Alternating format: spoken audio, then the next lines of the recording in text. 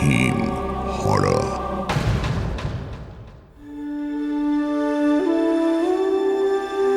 বাবার বদলির পর রতনের আর দেশের বাড়ি যাওয়া হয় না। ঠাকুরদা ঠাকুমা সবাই গত হয়েছেন। কাকা কাকিমারা অনেক করেই বলে পুজোর সময় অন্তত একটু আসতে। তবু ওই কদিনের ছুটি পেয়ে সেই অজ পাড়াগাঁয়ে যেতে ইচ্ছে অন্তত কারুরই আর করে না। কিন্তু এবার কি মনে হলো, রতন নিজেই হুজুক তুলল দেশে যাওয়ার। মানুষের মাঝে মধ্যেই স্বাদ জাগে ফেলে আসা জীবনটাকে, ছেলেবেলাটাকে অন্ততপক্ষে একবারের জন্য ছুঁয়ে দেখার। ব্যাস, আর কি। তল্পি তল্পা গুটিয়ে তারকেশ্বর লোকাল ধরে সোজা দিয়ারা, রতনের দেশের বাড়ি।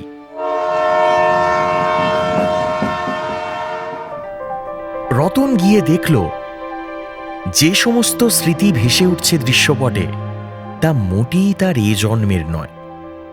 হিমসাগর আমের লোভে এ জঙ্গল থেকে ও জঙ্গল দাপিয়ে বেড়ানো, কিংবা সন্ধে চুপি চুপি জড়ো হওয়া পুকুর ধারে চাঁদের অকৃপণ আলোয় মায়ায় জড়ানো সেই সব দিন। সকালে দল বেঁধে গ্রামের রাশভারী মাস্টারের বাড়ি জড়ো হওয়া, নামকে বাস্তেক নাকে মুখে গুঁজে স্কুল ফিরে এসে মাঠের মধ্যেই কাটিয়ে দেওয়া গোটা বিকেল। ছুটির দিনে তো রতনের টিকির দেখাও পেত না বাড়ির লোক। দস্যিপনা যেমন স্মৃতিমেদুর করে তোলে, দীর্ঘকাল কেটে গেলে শাস্তিও হয়ে ওঠে ততোধিক নস্টালজিক। বর্ষাকালে কাঁচা রাস্তায় সে সময় প্রাণান্তকর কষ্ট হয়েছিল। মাস্টারের বেতের ছড়িতে হাতের তালু রাঙা হয়েছিল শতাধিকবার। তবু আজকে দাঁড়িয়ে সেই সব নিয়ে কথা বলতে গেলেও অতখানি ক্ষোভ কাজ করবে না।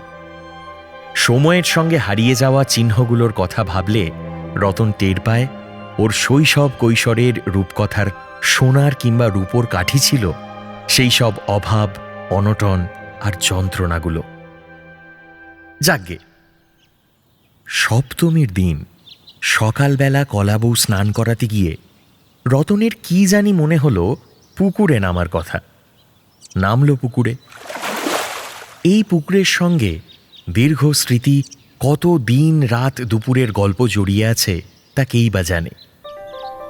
নামা মাত্রই শীতল সবুজ জল যেন রতনকে আঁকড়ে ধরল আদরে আর স্নেহে। ডুব দিল রতন। কিন্তু এ কি, জলের মধ্যে যেন আরও একটা দুনিয়া, ওপরের মতোই। আর সেখানে ঘুরে বেড়াচ্ছে ওর চেনা কয়েকজন। জল থেকে মাথা তোলার চেষ্টা করেও যেন পেরে উঠল না রতন। কেউ কি ওকে আটকে দিল,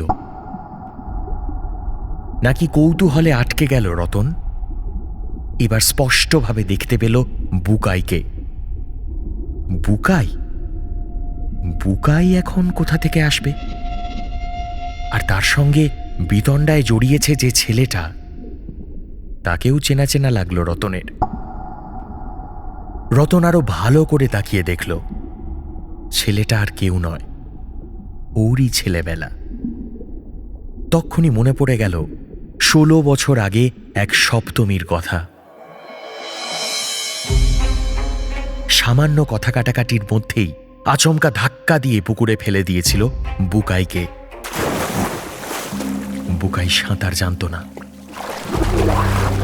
আর ওর দিকে হাত বাড়িয়ে দেওয়ার মতো কেউ সেখানে মজুত ছিল না। ঠেলে দিয়ে পালিয়ে গিয়েছিল রতন। পরে যখন বুকাই ভেসে উঠেছিল প্রাণহীন অবয়বে, রতন এই ঘটনার কথা কাউকে বলেনি। চিরকাল ওর মনের মধ্যেই ঘাপটি মেরেছিল। কখনো সেইভাবে অপরাধবোধ হিসেবে উঠেও আসেনি ব্যাপারটা। খুব সাবধানে এই ঘটনার সাথে নিজের যোগাযোগখানা মন থেকে মুছেও দিয়েছিল রতন।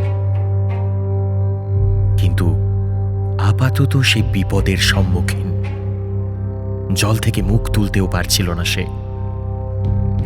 আর জলের নিচে রতন স্পষ্ট দেখতে পাচ্ছিল ওর আর বুকাইয়ের তুমুল তর্কাতর্কি হাতাহাতিতে পৌঁছেছে ইতিমধ্যে। আর হাতাহাতি চলছে ঠিক এই পুকুরটার পাশেই। হিসেব মতো ঠিক এবারই ওর ধাক্কা দেওয়ার কথা বুকাইকে, কিন্তু কিছুতেই রতন ধাক্কা দিতে পারল না। অনেক চেষ্টাতেও সামান্য এক বিন্দুও সরাতে পারল না বুকাইকে। এবার বুকাই ওকে ধাক্কা দিল আচমকা। রতন ছিটকে পড়ল পুকুরে। হঠাৎ বুঝতে পারল জলের মধ্যে ওর দম আটকে আসছে। আজকের রতন আর 16 বছর আগের রতন পাশাপাশি তলিয়ে যাচ্ছে জলের মধ্যে। চিৎকার করছিল দুজনেই।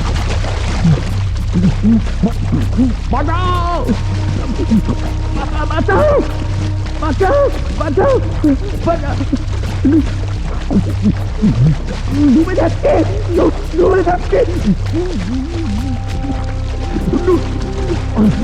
ডুবে যাচ্ছে,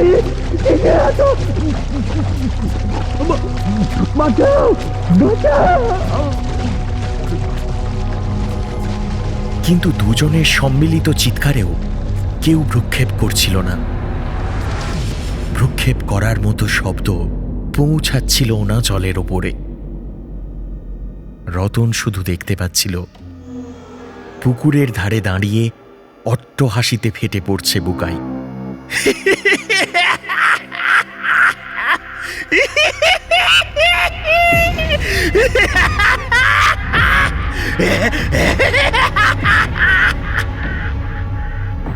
যেন বহুদিনের কোনো ইচ্ছে পূরণ হলো আজ। অবশ্য কলাবউ স্নান করাতে বাকি যারা এসেছিল ফিরে যাওয়ার সময় একবার ঢাক ঢোল থামিয়ে খোঁজ করল রতনের। খোঁজাখুঁজি চরমে উঠল।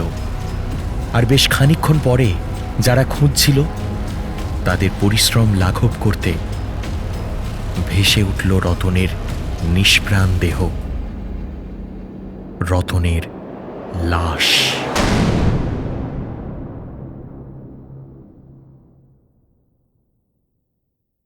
হারহিম হরর আপনারা শুনতে পারেন এক্সক্লুসিভলি মির্চি বাংলার ইউটিউব চ্যানেল এবং গানা অ্যাপে।